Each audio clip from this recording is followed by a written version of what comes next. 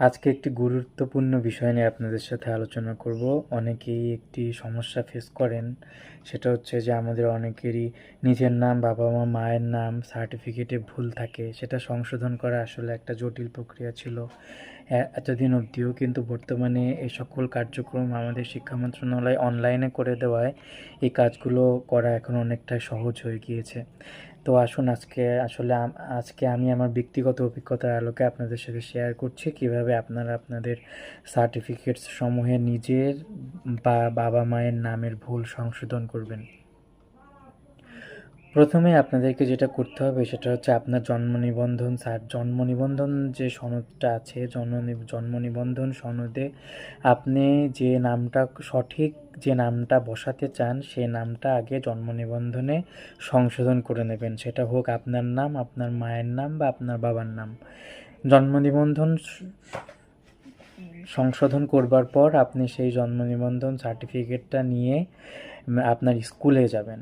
আপনি যে স্কুল থেকে এসএসসি পাস করেছেন সেই স্কুলে যাবেন। সেই স্কুলের মাধ্যমে আপনাকে বোর্ডের কাছে আপনার এসএসসি এবং এইচএসসির সার্টিফিকেটের ভুল সংশোধন করবার জন্য আবেদন করতে হবে।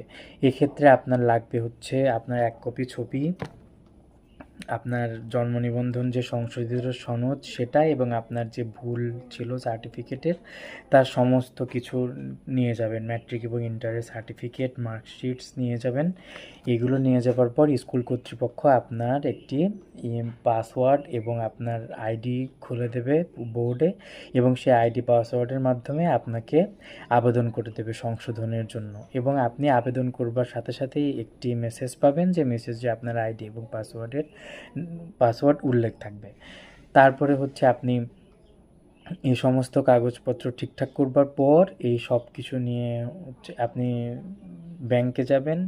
ব্যাংকে 1,000 টাকা, সম্ভবত 1100 কি 1200 টাকা ফি দিয়ে আপনি হচ্ছে এই প্রক্রিয়াটা করে রাখবেন আর কি, যে আপনার বোর্ডের ভুলগুলো সংশোধনের প্রক্রিয়াটা এখানে আপাতত থেমে থাকলো। তখন হচ্ছে আপনাকে অপেক্ষা করতে হবে 1.5 থেকে 2 মাস। এই 1.5 থেকে 2 মাসের মধ্যে আপনি আপনার ভুল সংশোধনের জন্য হচ্ছে বোর্ডের থেকে একটা মেসেজ পাবেন, যে আপনাকে ডাকবে যে বোর্ড মিটিংয়ের জন্য। তখন আপনি বোর্ড মিটিংয়ে যাবেন।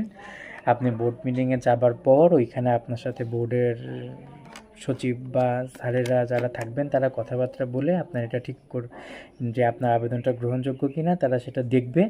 সেখানে আপনি আপনার সমস্ত ডকুমেন্টস, কাগজপত্র যা আছে সেগুলো নিয়ে যাবেন। তারা সেগুলো দেখে আপনাকে বলে দেবে যে আসলে